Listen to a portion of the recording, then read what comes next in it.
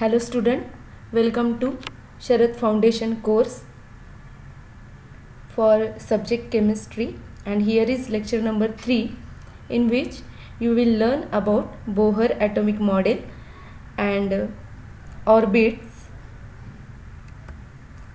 So here is the presentation of Bohr atomic model. Now Bohr हा जो scientist होता त्यांनी जे मॉडेल पुढे आणलेलं आहे ते जे मॉडेल आहे ते याच्यापूर्वी जे थॉम्सन आणि रुदरफोर्ड या दोन सायंटिस्टनी त्यांचं मॉडेल पुढे आणलेलं होतं. आणि बोहर हे जे सायंटिस्ट होते यांचा कॉन्टॅक्ट या दोघांशी पण आला, म्हणजे यांच्याकडून पण थोडं शिकायला मिळालं जे थॉम्सनकडून आणि रुदरफोर्डकडून. आणि या दोघांचं जे नॉलेज होतं आणि त्या नॉलेजच्या बेसिसवरती त्याचबरोबरीनं स्वतःचं नॉलेज या सगळ्यांचा पुरेपूर वापर करून बोहर या सायंटिस्टनी त्यांचं मॉडेल पुढे आणलेलं आहे. So here is this model, and in this model you are going to see at the centre there is positive charge which is just due to the proton, and the green colored is neutron, and electrons are revolving around the nucleus. So this is in short Bohr's atomic model. Now we are going to see the postulates of Bohr's model in detail.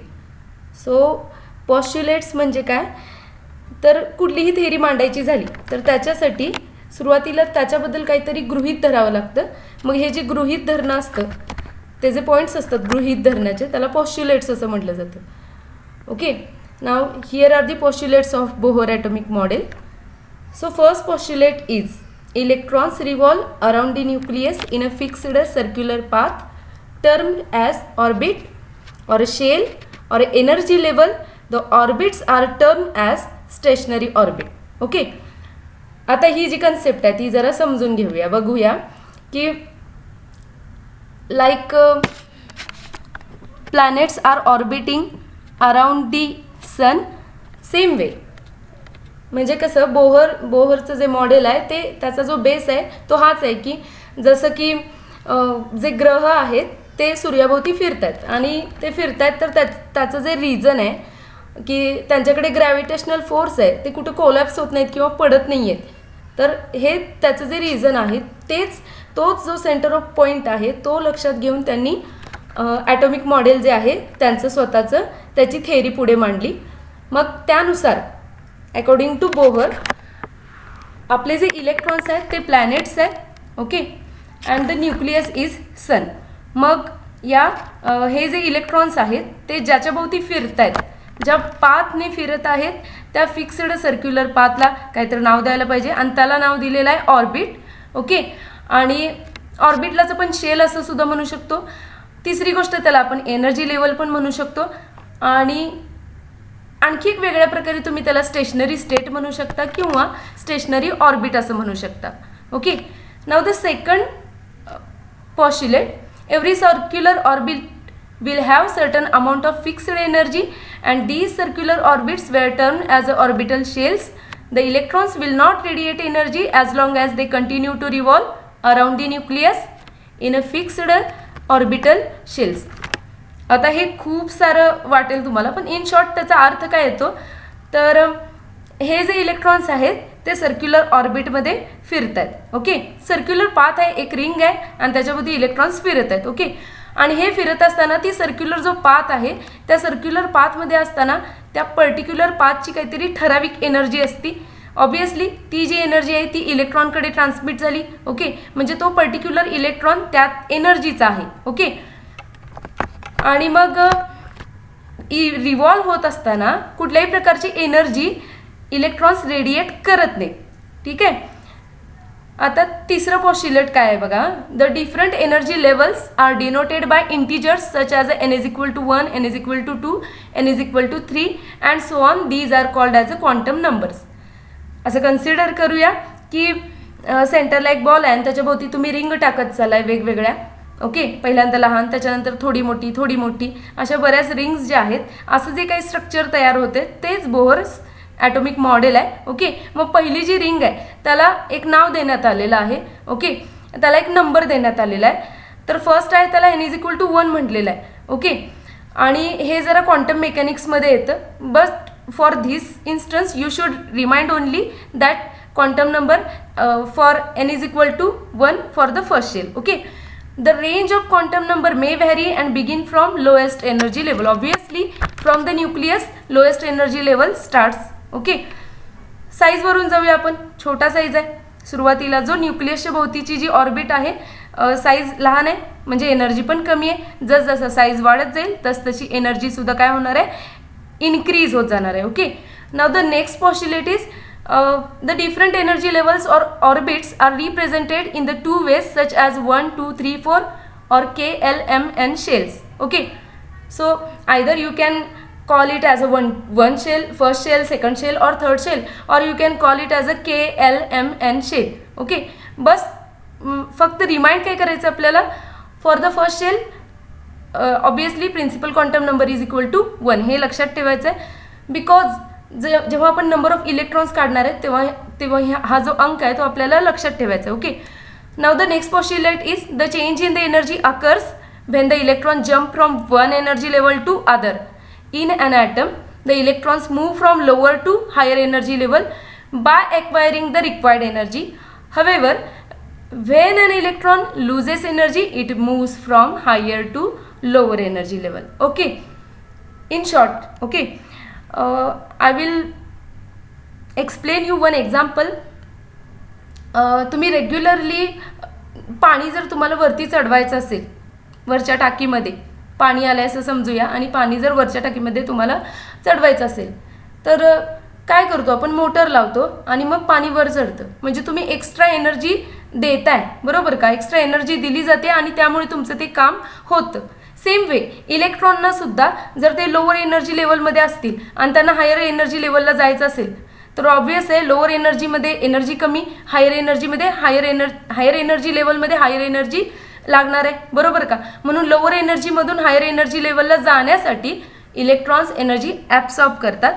Okay, हे कसं करतात, काय करतात ते आपण नंतर बघणार आहे. पण आत्ता हे लक्षात ठेवा की इलेक्ट्रॉन्स एनर्जी घेतात, ॲब्सॉर्ब करतात, शोषून घेतात. ओके, आणि मग जर हायर एनर्जी लेवलच्या इलेक्ट्रॉन्सना जर लोअर एनर्जी लेवलला यायचं असेल तर सेम वे वायसे वर्सा हायर एनर्जी लेवलमध्ये जास्त एनर्जी असणार आहे. ओके, आणि त्याला लोअर एनर्जी लेवलला यायचं असेल तर एनर्जी त्याच्याकडे जी आहे ती काय करावी लागणार आहे, एक्सेस असते ती टाकून द्यावी लागणार आहे. त्याला आपण इमिट हा शब्द वापरतो किंवा रेडिएट करणे म्हणतो. ओके, तर आपण मॅक्झिमम नंबर ऑफ इलेक्ट्रॉन्स काढू शकतो. प्रत्येक शेलमध्ये किती ॲटमोस्ट बसू शकतात.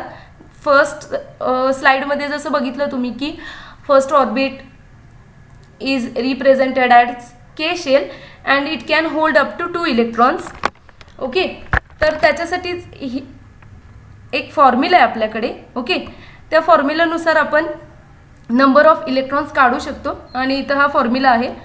So electronic distribution of various orbits energy levels can be calculated by using this formula that is 2n². Okay, suppose करूया for n for first shell n is equal to 1, 1चा square. Okay, 1 into 2, 2. So maximum number of electrons in the first orbit, that is K shell, will be 2. Similarly, number of electrons in the L shell will be 2 into 2's square is equal to 8. The maximum number of electrons in the second orbit will be 8. Likewise, if we are going to consider third orbit, then n is equal to 3. So 3's square will be 9 and 9 into 2 there will be 18. So in the third shell there will be 18 electrons can be accommodated by that particular atom. Okay, now here is the formula and this is the actually Bohr's atomic model which shows you the number of shells and number of electrons. So this is the first shell, that is K shell. Okay, and in the K shell number of n is equal to 1. So by our formula the value will be K is equal to 2, that is 2 electrons can be accommodated by this K shell. Now the second orbit is L shell, okay, and in the L shell the value of n is equal to 2 and number of electrons will be 8. The third shell is M shell, and for M shell value will be 3 and the result is 18 electrons. For the last shell, that is N shell,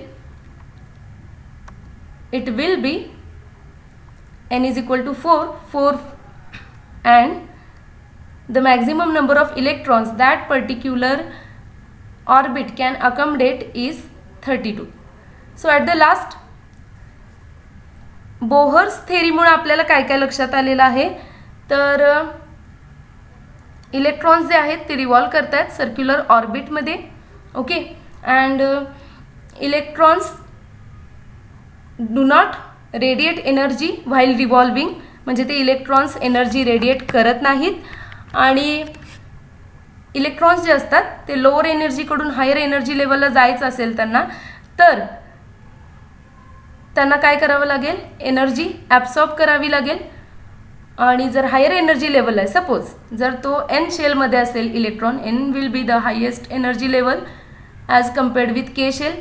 जर N मधील electron केमध्ये जाणार असेल तर त्याला energy काय करावी लागेल, इमिट करावी लागेल, रेडिएट करावी लागेल. आणि जर सपोज असं विचार करूया की एल शेलमध्ये एक इलेक्ट्रॉन आहे, एल शेलमधील इलेक्ट्रॉनला एम शेलमध्ये जायचं आहे, म्हणजे हायर एनर्जी लेवलला जायचं आहे, तर एलमधल्या इलेक्ट्रॉनला एनर्जी ॲब्सॉर्ब करावी लागेल.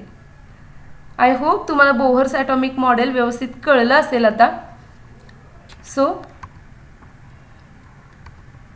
Thank you, and if any queries you can contact on this number. Once again, thanks.